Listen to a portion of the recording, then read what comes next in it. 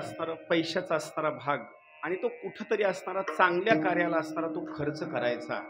म्हणून आळंदी हे गाव पुण्यभूमी ठाव अशा तीर्थक्षेत्रामध्ये असणारं अखंड हरिनाम सप्ताहाचं असणारं हे नियोजन आणि 5 दिवसाचा असणारा हा कार्यक्रम. आता पहा, हा जो सोहळा ठेवलेला आहे का नाही, या सोहळ्याच्या बाबतीमध्ये काही पर्वकाळ सांगतो. अखंड हरिनाम सप्ताह ठेवला, पण याच्यामध्ये पहिला पर्वकाळ सांगतो श्रावण महिन्यामधला असणारा पहिला पर्वकाळ. भगवान शंकराला सगळ्यात जर महिना जर कोणता प्रिय असेल तर श्रावण महिना एक. आणि याच्यामध्ये आणखी एक पर्वकाळ सांगतो, याच्यामध्ये थोडासा मला उल्लेख दिसला नाही. उद्या चांगला पर्वकाळ आणखी एक सांगतो. उद्या संत श्रेष्ठ सेना महाराजांची असणारी पुण्यतिथी आहे बरं का. कारण हा सुद्धा पर्वकाळ तुमच्या सप्ताहामध्येच आहे. म्हणजे हे साधारण पर्वकाळ नाही. म्हणजे हा अखंड हरिनाम सप्ताह मनोरथाच्या बाबतीत तर झालाच झाला, पण सेना महाराजांच्या पुण्यतिथीच्या निमित्तानं सुद्धा हा झाला. विडाला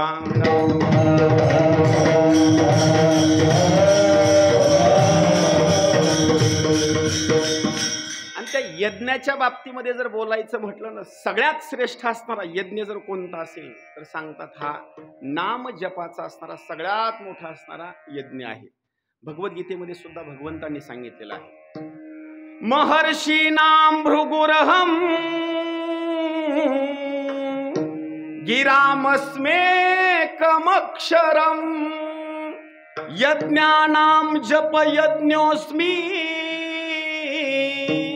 स्थावरानां हिमालयः. सगळ्या यज्ञामध्ये जर मोठा कोणता यज्ञ असेल तर अनेक यज्ञाला वेगवेगळं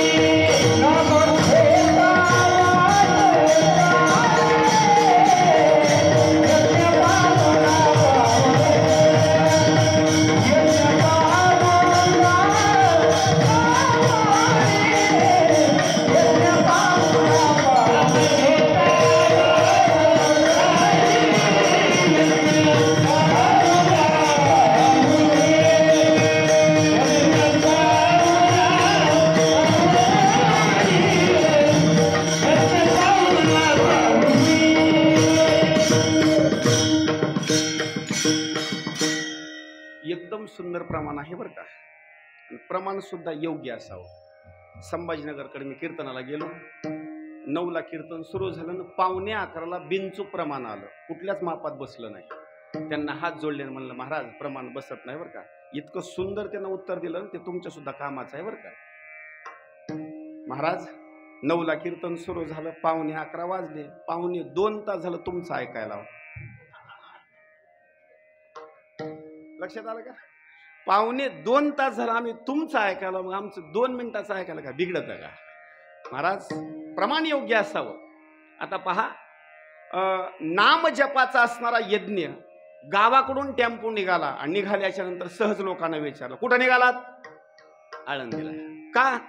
महाराजांनी सप्ताह ठेवलाय बरं का. एवढं जरी म्हटला आणि तिथून लगेच चालण्याकरता सुरुवात केली की एका एका पावलाला एक एक असणारा यज्ञ. इथपर्यंत तुम्ही आलात, इथं अनेक लोकांची भेट झाली, प्रत्येक जणांना विचारलं की त्याला सांगण्याकरता चालू आहे आणि पाऊल टाकाय पुढं चालू आहे. अहो, एक एक पाऊल टाकत असताना एक एक असणारा यज्ञ होत आहे. कोटी कोटी यज्ञ नित्य ज्याचा नेम आणि एक हरी नाम जपता. नुसतं चालू आहे हो महाराज, कार्यक्रमाला चाललो, कार्यक्रमाला चाललो. आणि माऊलीने सुंदर ओवी टाकलेली याच्याकरता, समस्ताही यज्ञाच्या पैकी जप यज्ञू तो मी ये लोकी जो कर्म त्यागे प्रणवा दिकी निफज विजय. आणि या यज्ञाकरता काही गोष्टी सांगतो, याला काही साधन लागत नाही बरं का. नाम जप यज्ञाला नाम जप यज्ञू तो परम बाधू न शके स्नानादी कर्म नामे पावन धर्मा धर्म नाम पर ब्रह्म वेदार्थी. दुसऱ्या यज्ञाला तरी काही ब्राह्मण देवता सांगतात नवीन वस्त्र घाला, आंघोळ करा, गंध लावा. पण या यज्ञाला काही करण्याची गरज नाही. का? आंघोळ नसू द्या, तोंड धुलेलं नसू द्या, कपडे अमंगळ असू द्या, तरी सुद्धा असणारा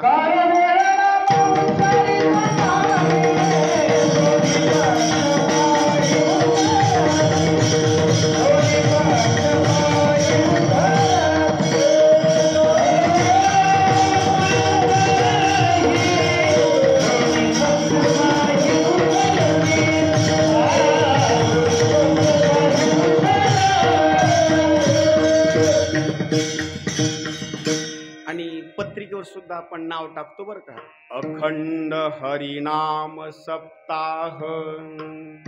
आता शब्द कसा आहे पहा, अखंड ज्याच्यामध्ये खंड नाही, आणि सप्ताह कसा आहे, हरिनामाचा.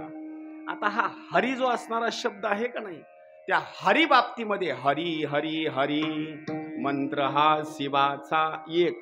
आणि कुठलंही कार्य करत असताना अगोदर हरी बोला देता, हरी बोला घेता, किंवा सर्व कार्य करिता हरी बोला, हा एक भाग. आणि आणखी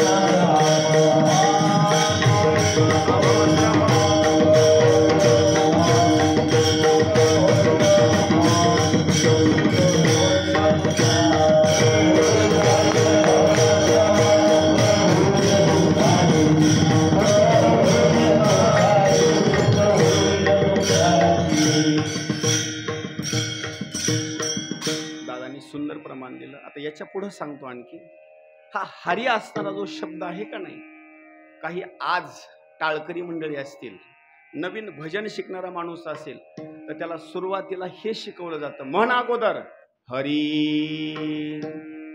आणि जर त्याची चाल जर जमाना गेली ना, कमी होऊ लागलं किंवा जास्त होऊ लागलं, त्याला काय सांगतात, हरी म्हण अगोदर, अगोदर हरी म्हण, अगोदर हरी म्हण. आणि हरी म्हटल्याच्या नंतर बरोबर त्याची वाणी असणारी पवित्र होते आणि त्याचा स्वर लागतो. आणि ज्यानं हरी नाही म्हटलं का नाही, मागले म्हणतात काय वगारासारखा ओरडाला आहे. अरे त्याच्याकरता अगोदर वाणी पवित्र करून घेण्याकरता अगोदर हरीचा असणारा, नामाचा असणारा जप करणे. म्हणून अखंड हरिनाम सप्ताह. आता याच्यामध्ये पुढलं वाक्य सांगतो, नेमका सप्ताह केल्याच्या नंतर नेमकं काय पुण्य मिळतं याच्या बाबतीमध्ये सांगतो. आता हा जो असणारा जो सप्ताह आहे ना, एकटे सुद्धा करू शकतात, पण सगळ्या जणाला आमंत्रित करून इथं बोलवणं, अनेक जणांचा असणारा उद्धार सुद्धा व्हावा आपल्या निमित्तानं म्हणून असणारा हा अखंड हरिनाम सप्ताह.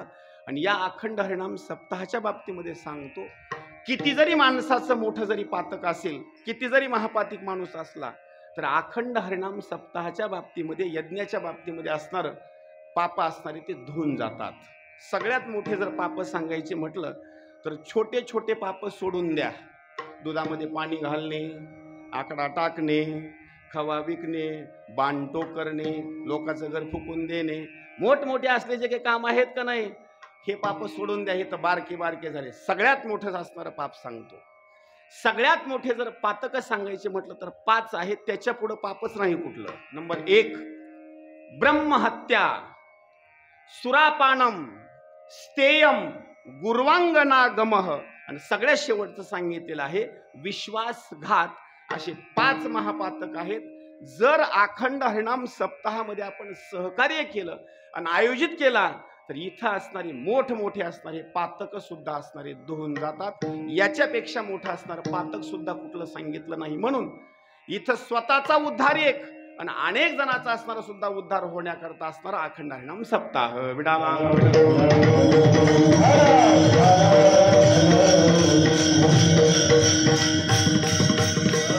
आणि या अखंड हरिनाम सप्ताहाच्या बाबतीमध्ये आज असणारा तृतीय असणारा हा दिवस आहे. आणि खरी तर कीर्तन रूपी सेवा ही माझी नव्हती, पण अचानक स्वरूपामध्ये असणारं माझ्याकडे आमंत्रण आलेलं आहे. आणि काही गोष्टी सांगतो बरं का, काही गोष्टी करता नाही म्हणायचं नाही. एखाद्या वेळेस एखाद्या माणसानं तुम्हाला जेवण करून जा जर म्हटलं ना, लगेच सांगायचं वाढा ताट. एकदा जर ताटाला जर नाही म्हटलं तर दिवसभर उपाशी मेला. नंबर 2, एखादी सौभाग्यवती स्त्री आहे आणि एखाद्या महिलेनं सांगितलं थांबावं थोडं, हळद कुंकू लिहून जा, तिनं सुद्धा सांगायचं नाही की माझ्याजवळ भरपूर काम आहे, अजिबात नाही, थांबायचं.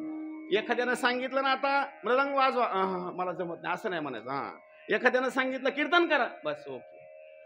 अचानक आलेल्या ह्या जी काही गोष्टी आहेत शक्यतो असणार त्याला टाळाटाळी करायचं नाही. नाही तर काही जणांच्या गोष्टी अशा असतात, मला नग दुसरे 10 कारणं सांगायचे आणि चलत राहायचं. आणि खरं तर सांगतो बरं का, अचानकच कीर्तन रूपी सेवा असावी, म्हणजे पाठ करण्याची गरज पडत नाही. विठाला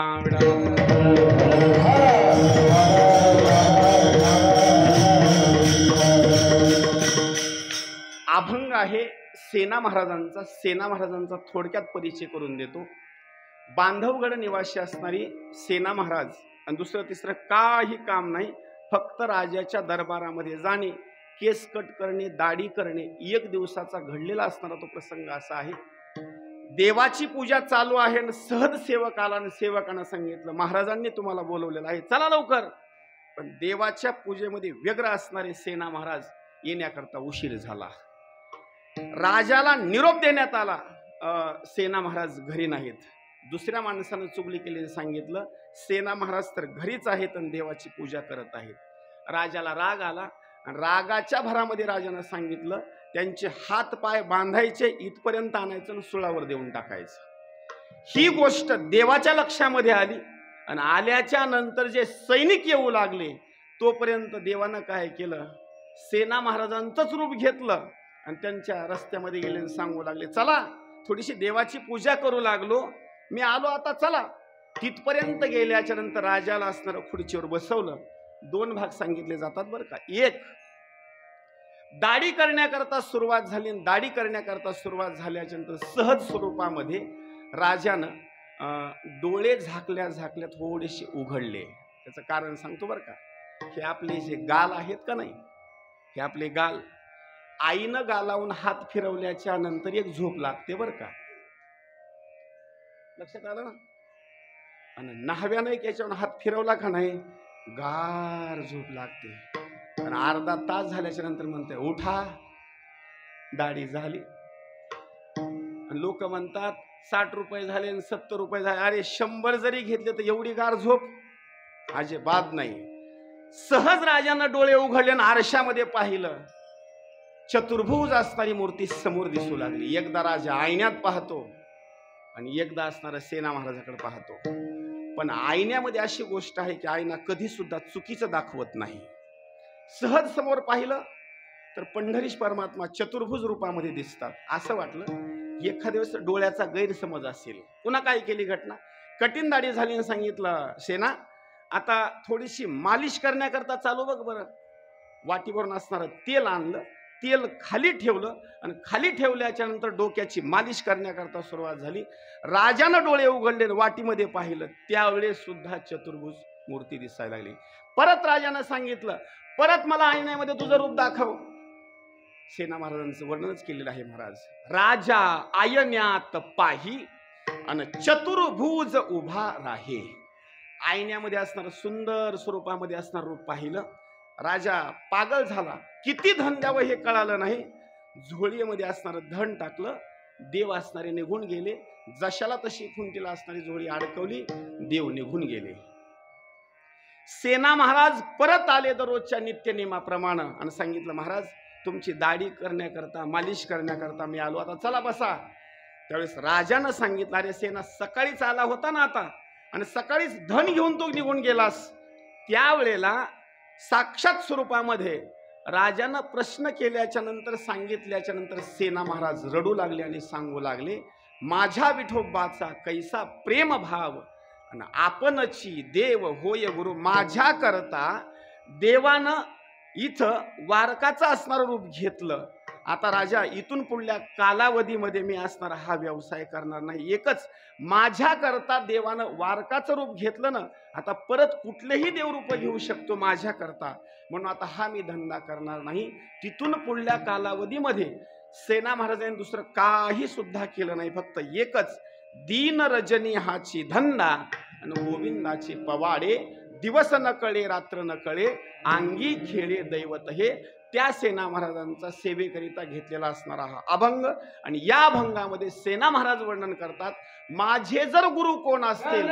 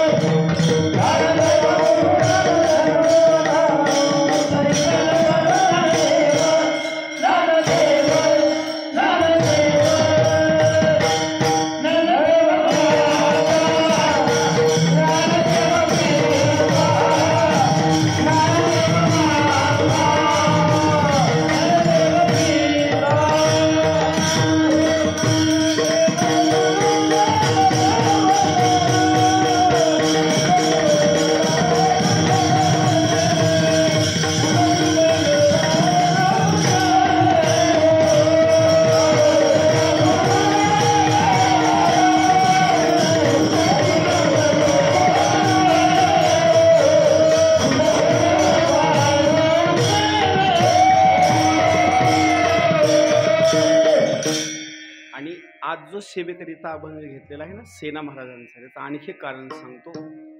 आज असणारी एकादशी आहे, याला आणखी एक आपला शब्द आहे. आजचा दिवस जो आहे ना, याला आपण हरिदिनी सुद्धा म्हणतो.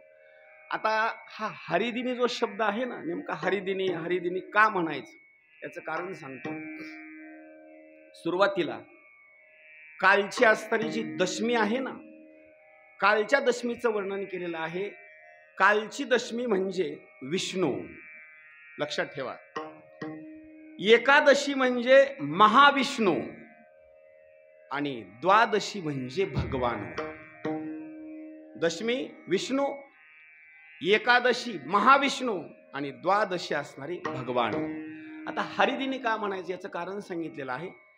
सकाळच्या प्रहरामध्ये किंवा एकदम सुरुवातीला सकाळी सकाळी आजच्या दिवशी हरी भगवंत असणारे सकाळीच प्रगट होतात आजच्या दिवशी. आणि प्रगट झाल्याच्या नंतर 8 प्रहरापर्यंत दुसऱ्या भावी भक्तांना काही करायचं नाही, फक्त त्या भगवंताचं असणारं भजन करायचं, म्हणजे जागरण करायचं. आजचा असणारा जो काही भाग आहे तो हरिदिनाचा एक आहे.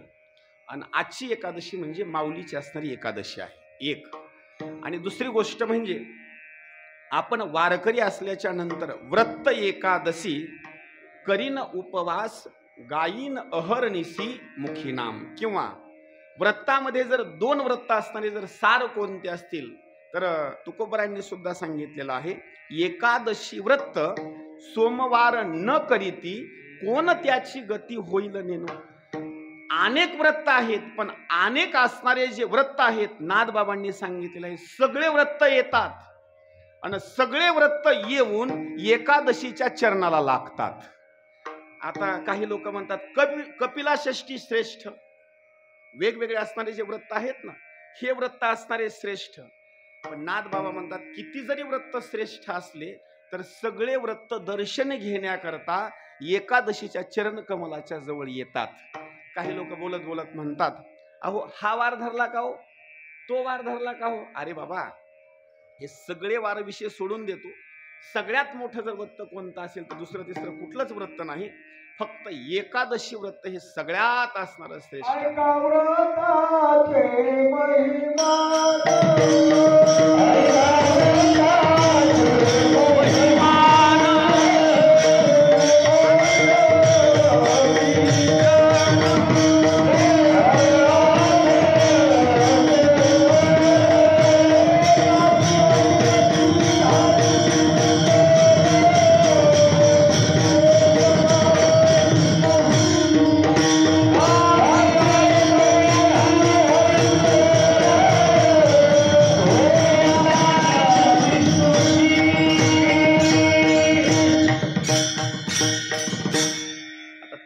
लक्षात ठेवा. नंबर 1, तशी एकादशी भगवंताला एवढीशी आवडत नव्हती. ऐका, तशी एकादशी भगवंताला एवढीशी आवडत नव्हती, पण सगळ्यात जास्त स्वरूपामध्ये एकादशीचा प्रचार जर कोणा केला असेल तर सूर्यवंशामध्ये रुक्मांगद नावाचा असणारा राजा, ज्यांना भावार्थ रामायण वाचलं त्यांना माहिती. या एकादशीला प्रसिद्धीला जर कोणा आणला असेल तर फक्त रुक्मांगद नावाच्या राजानं. आणि घटना अशी घडली, एकादशीचं पुण्य एवढं साठलं की मोहिनी आली, तपामध्ये असणारा भंग केला, आणि भंग केल्याच्या नंतर मोहिनीने सांगितलं इथून निघून जाईल, पण तुमचा असणारा जो मुलगा आहे ना, त्या मुलाचा असणारा शिर कापून द्या मला. महाराज, त्या रुक्मांगदानं त्याचा सुद्धा विचार केला नाही, पण एकादशीच्या व्रतामध्ये खंड पडू दिला नाही. त्या दिवशी भगवंतानं निर्णय घेतला, माझा भक्त जर एकादशीचं व्रत सोडत नसेल, मुलापेक्षा माझ्यावर प्रेम करत असेल, तर आजच्या दिवसापासून मला एकादशी प्रिय.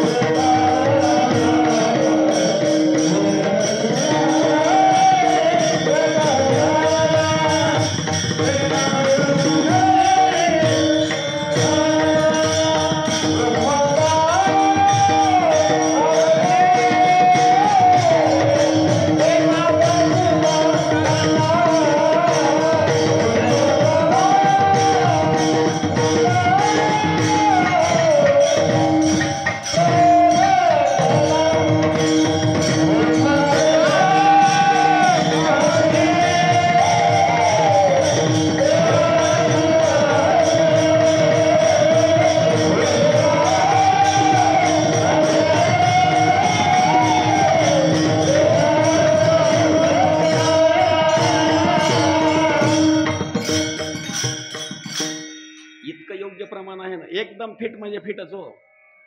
काही बांधकाम करणारे गौंडी असतात आणि त्यांना सांगतात आता वीट लागत नाही बरं का, पावनाच घेऊन या आता. तसा पावना दिल्याच्या नंतर बरोबर माल बसल्याच्या नंतर भिंतीचा ओकेच. रुक्मांगदा कारणे एकादशीचा छंद, तेने परमानंद प्रगटला. ही एकादशी झाली. आता द्वादशीचा आहे का, द्वादशी कारणे किंवा ही जी द्वादशी आहे ना, तर या द्वादशीचं असणारं व्रत दुसरं तिसरं कोणीच केलं नाही. द्वादशीचं व्रत केलं अंबरीश नावाच्या राजानं, दुसरं तिसरं कोणीच केलं नाही. द्वादशीचं व्रत अंबरीश राजानं केलं आणि दुर्वासासारखे असणारे मुनी आले, पण अजिबात अन्नाचं सेवन केलं नाही, फक्त पाणी पिलं. कारण पाण्याचे 2 भाग सांगितलेले. पाणी पिल्याच्या नंतर जेवण केल्यासारखं सुद्धा होतंय आणि जेवण न केल्यासारखं सुद्धा होतंय. पण काय केलं, अंबरीश नावाच्या राजानं ते द्वादशीचं असणारं व्रत केलं आणि त्याच्यामुळं विष्णू असणारे प्रगट झाले म्हणा किंवा त्यांना परमानंद झाला. हे 2 कारण. आता तिसरं कारण सांगतो. हे आपण एवढे जे नामस्मरण करतो ना, आपण एवढं जे नामस्मरण करतो, हे नामस्मरणाच्या अगोदरचा असणारा जर भाग कोण केला असेल की ज्याच्यामुळं परमानंद भगवंताला झाला, तो परमानंद कोणामुळे झाला तर प्रल्हादा कारणे हरिनामाचा छंद आणि तेने परमानंद प्रगटला. अहो हा देव जो प्रगट झाला ना दुसऱ्या तिसऱ्या कुठल्याच कारणामुळे नाही, प्रल्हादानं सारखं असणारं नामस्मरण केलं, भगवंत प्रगट झाला आणि त्याच्यामुळं पुढल्या कालावधीमध्ये लोकांना समजलं की प्रल्हादा करता देव प्रगट झाला, आपल्या करता सुद्धा देव प्रगट होणार, म्हणून त्याच्यामुळं आज आपण नामस्मरण करतो. विडाला विडाला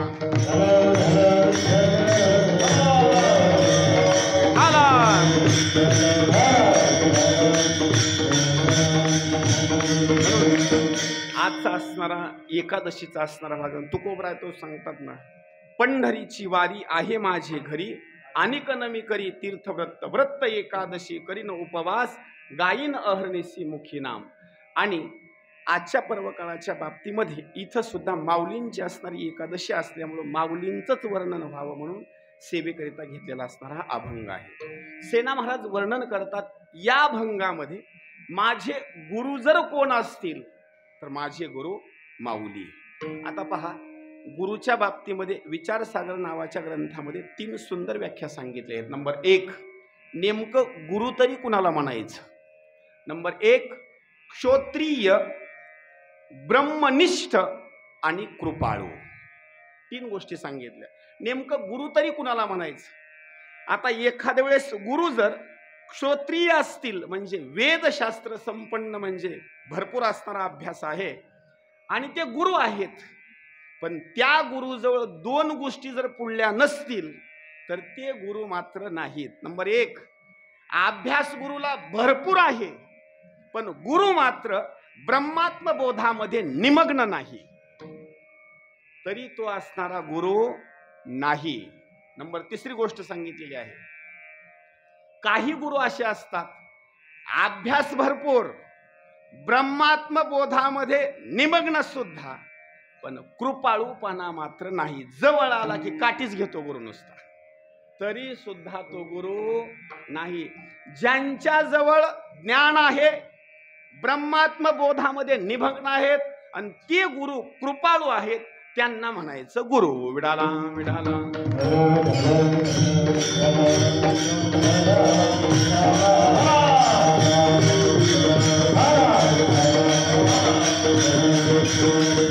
आता पहा, माऊलीच्या बाबतीमध्ये तर बोलतो.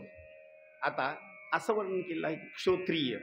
ज्ञानाच्या बाबतीमध्ये माऊलींना जर बोलायचं म्हटलं तर अहो लोपले ज्ञान जगी ही तर नेनती कोणी. आता सगळं ज्ञानाचा असणारा भाग तिथूनच आहे ना. बर, 1 भाग झाला. नंबर 2, ब्रह्मात्म बोधामध्ये सुद्धा निमग्न आहेत. आणि नंबर 3, किती कृपाळू.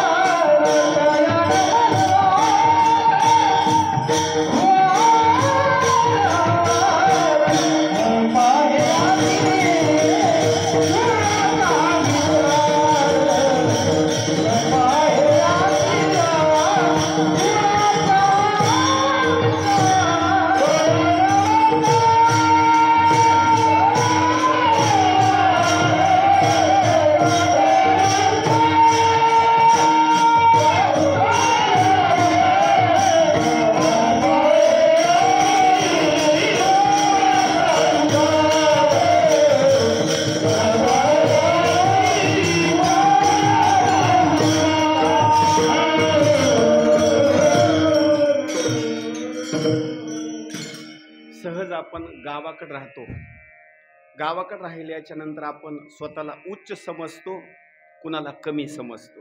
हा अमुक जातीचा, तो तमुक जातीचा असं बोलत बोलत माणसं म्हणतात का नाही. पण इथं माऊलींनी मात्र काही असणार आहे. यारे यारे लहान थोर याती भलत्या नारीन, कुणी असो. आणि प्रत्येक जणावर माऊलीने असणारी कृपाच केलेली आहे. म्हणजे कृपाळू असणारापणा एक. म्हणजे खरे जर गुरु कोण असतील तर माऊली. याच्या पुढे आणखी एक सांगतो. आता आपण इथं कीर्तनाच्या मंडपामध्ये बसलो, सहज जर विचारलं, अहो तुमचे गुरु कोणते हो, तुम्ही काय करता? अमुक अमुक गुरुनं ज्यांनी माळ घातली का नाही त्या गुरुचं नाव सांगता. बर, त्या गुरुला विचारा तुमचे गुरु कोण, तो त्यांच्या गुरुचं नाव सांगणार. पण खरं सांगू का, सगळ्या जणांचे गुरु जर कोण असतील, सगळ्या जणांचे गुरु जर कोण असतील तर माऊलीच सगळ्यांचे गुरु आहेत. हे पटवून देण्याकरता सांगतो. हरिपाठ झाल्याच्या नंतर आपण अभंग म्हणतो, आदिनाथ उमा बीज प्रगटिले, किंवा आदिनाथ गुरु सकळ सिद्धाचा. इथून परंपरा लावा. आता मच्छिंद्राणी बोध गोरक्षाशी केला, गोरक्ष ओळला गहिनी प्रसादे. आता इथपर्यंत थांबा. आता इथून पाठीमाग एकच गुरु आणि एकच शिष्य, एकच गुरु एकच शिष्य. पण हे जे ज्ञानाची भूमिका आहे का नाही, इथून पाठीमाग एक गुरु एक शिष्य, एक गुरु एक शिष्य. पण ही गोष्ट माऊलींच्या लक्षामध्ये आली, अरे असं जर चलत राहील तर लोकांचा उद्धार कधी होणार. एवढं ब्रह्मज्ञानाचा असणारा जो काही भाग आहे, निवृत्तीनाथ महाराजांकडून आपल्याकडे आल्याच्या नंतर आपल्या जवळ असणाऱ्या एकाच शिष्याला दिला नाही, तर सगळ्या जणाला असणार ज्ञान देवा सार चोजविले. म्हणजे आता हे जे ज्ञान सगळ्या जणाला जे चोजवलं, मग खरे जर आपले गुरु कोण सांगायचे म्हटलं तर खरे गुरु आपले दुसरे तिसरे कोणीच नाहीत. आपले खरे जर गुरु म्हटलं तर आळंदी निवासी माऊली. विडाला विडाला.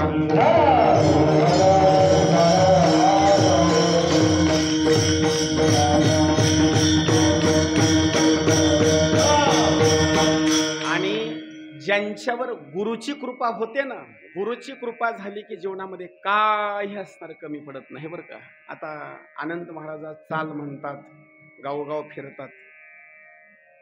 नागोराव महाराज गुरुजी कृपा आहे का नाही सांगा. म्हणजे आज गुरुमुळे सुद्धा असणारा अनेक जणांचा असणारा उद्धार झाला. आणि या गुरुच्या बाबतीमध्ये सांगतो आणखी, परब्रह्म राम वशिष्ठा शरण अन कृष्णे सांदीपन गुरु केला. म्हणजे अनेक जणांच्या असणाऱ्या गुरुचे असणारा भाग सेना महाराज म्हणतात, तशा स्वरूपामध्ये माझे जर गुरु कोण असतील तर दुसरे तिसरे कोणी नाहीत, ज्ञानदेव गुरु. माझे गुरु माऊली. बर, तुम्हाला तारणारे कोण, तर मला तारणारे सुद्धा ज्ञानदेव गुरु आणि ज्ञानदेव तारू. म्हणजे तारणारे सुद्धा असणारे. बरं, माऊली तारणारे कसे, त्या तारण्याच्या बाबतीमध्ये जर बोलायचं म्हटलं तर माऊलीने तर अनेक जणांना तारलं, ते तारलंच, पण रेड्याला सुद्धा असणाऱ्या अबद्धाला सुद्धा तारलं. याच्या पुढे सांगतो, रेडा तरी जिवंत होता, बरोबर. सच्चिदानंद बाबा तर निघून जाऊ लागले ना, आता आग्नेय असणारा भाग होणार होता.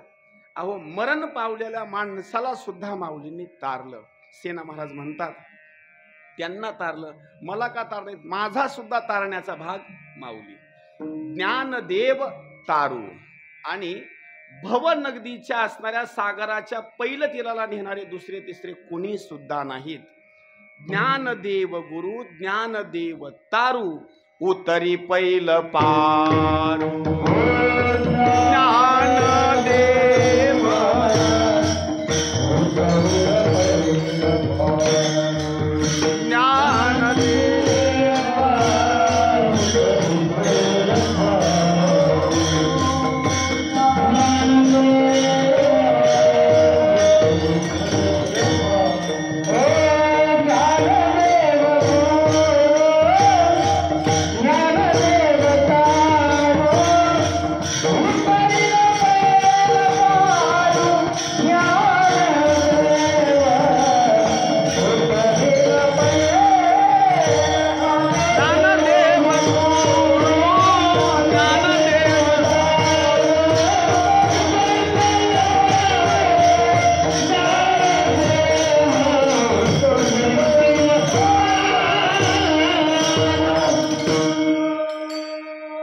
प्रमाण एक आहे, संत सुद्धा तारतात आणि देव सुद्धा असणारा तारतो.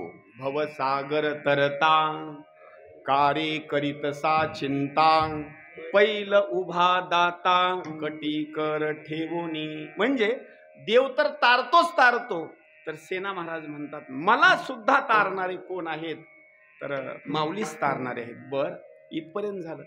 तुमचे आई कोण आणि तुमचे वडील कोण हो सांगितलं.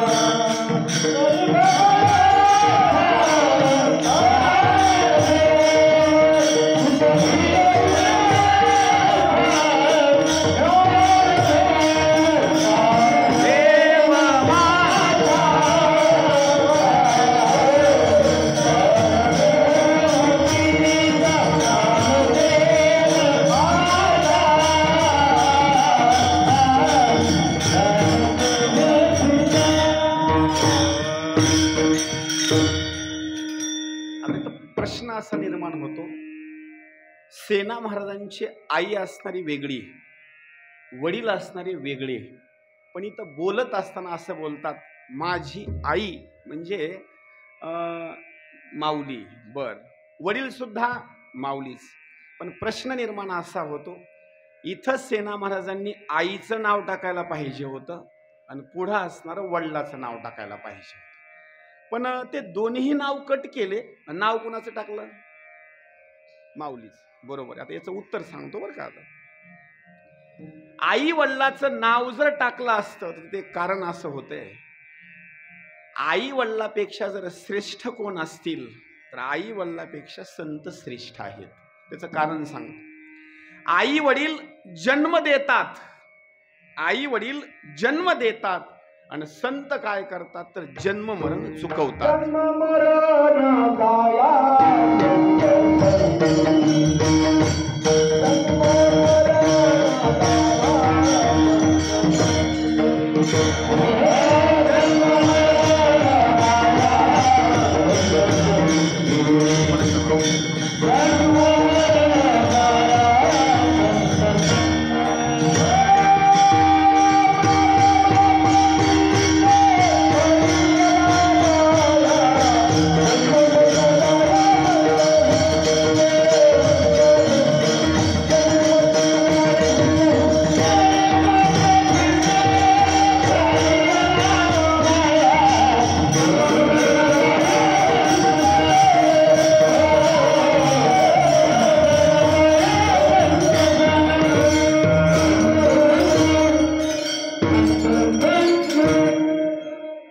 सुंदर प्रमाण आहे.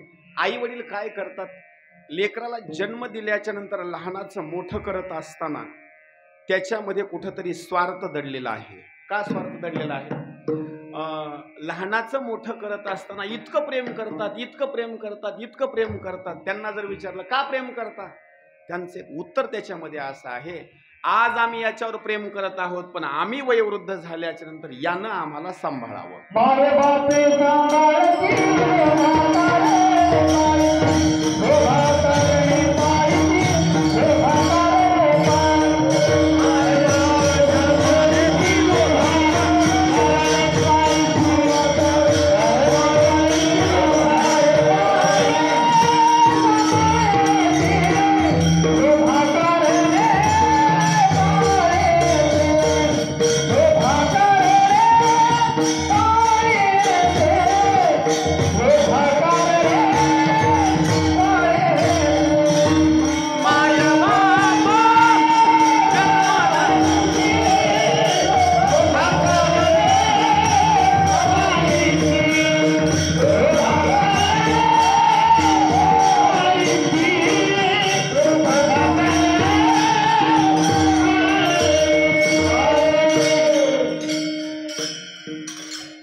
आई वडील जन्म देतात आणि सांभाळत असताना फक्त लोभाच्या पायी असणारे सांभाळतात, पण संत मात्र तसं करत नाहीत बरं का.